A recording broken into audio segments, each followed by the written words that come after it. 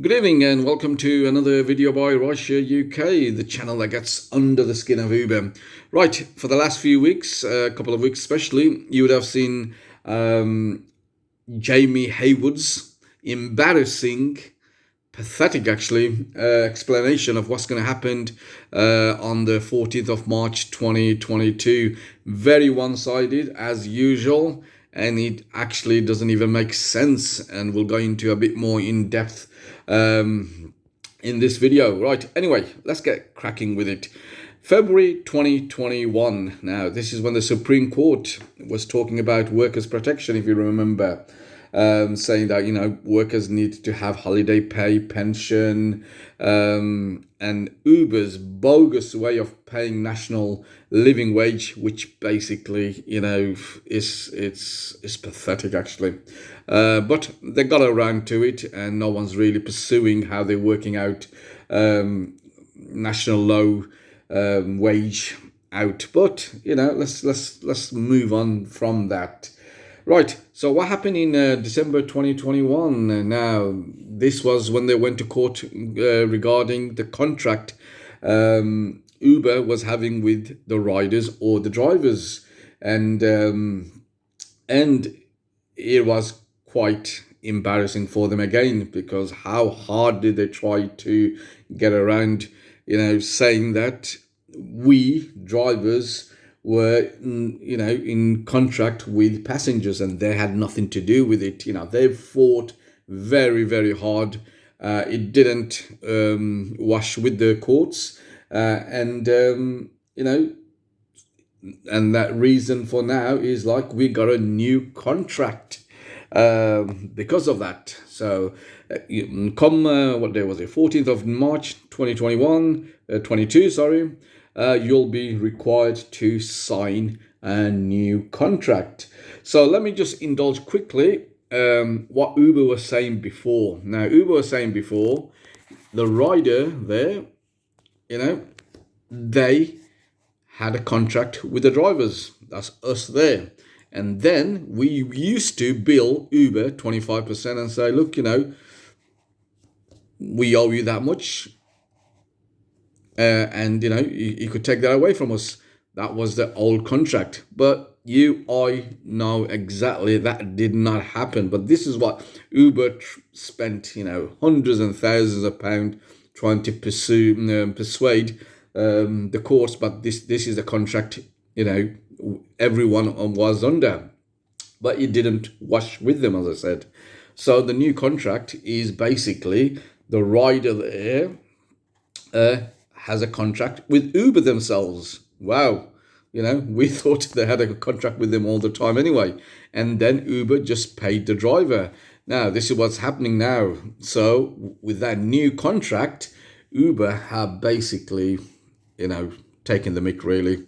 So they're saying, look, okay, because it's a new contract, we could charge a rider, say, £10. Uber will say to the rider, look, that fare's £10, and then give us £6. We don't know.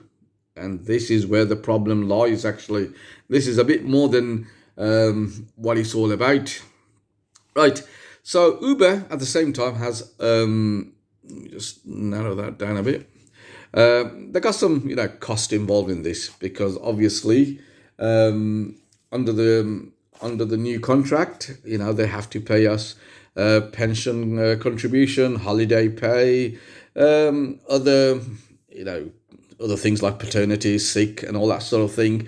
Also, at the same time, something Jamie Haywood didn't say that, they need to pay VAT as well on top of that. So there's a lot of cost involved with all this.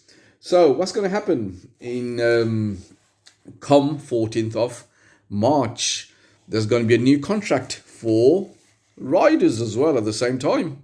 And for instance, that contract will just specifically say to them, look, that this fare is worth 15 or 20 pound, whatever they want to charge.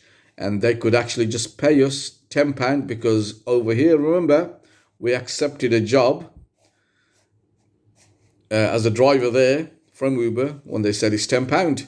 So they'll just charge us £10. Obviously, they're not going to give them breakdown. Nothing on driver's side or the drivers or the rider's side are displayed. There's no breakdown. There's just one single figure. So, for instance, at the breakdown, they might have a VAT cost of £2 on the £10 fare. Other benefits, all them sort of things I'm on about, that could total another £2. So they got a cost of £4, which is due to the government and the drivers as well. So they got a total cost of £4. But at the same time, what they could say to the rider is, look, that fare is £20. Do you want it or not? And something, the commission, if you work out the commission, it could be unlimited. That is how serious this contract is, and how Uber is trying to get around this thing. Now, as drivers, we cannot moan too much, because, as I said earlier, when you had Jamie Haywood saying nothing will change, drivers, as long as their per mile rate and the time and all that sort of element is matched, drivers cannot go back to Uber or complain to them.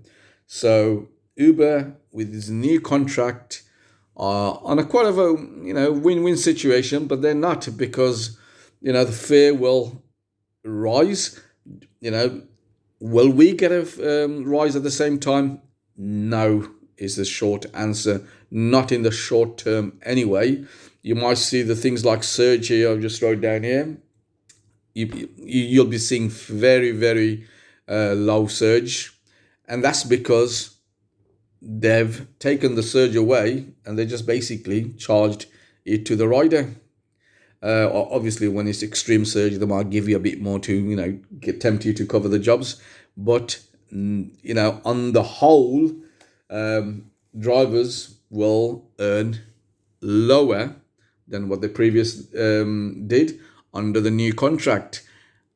Temporarily, things might not look too bad, because they will try and match, fork out of their own pocket and everything.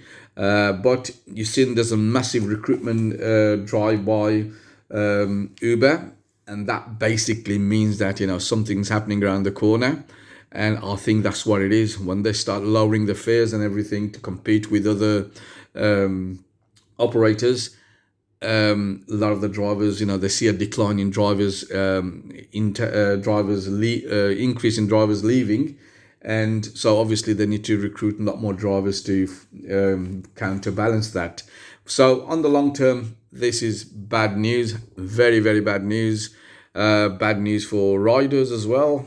They have no clues. They'll be just given one simple figure to work on. And let's see how he goes from there. I'll speak to you guys some other time. Bye-bye now.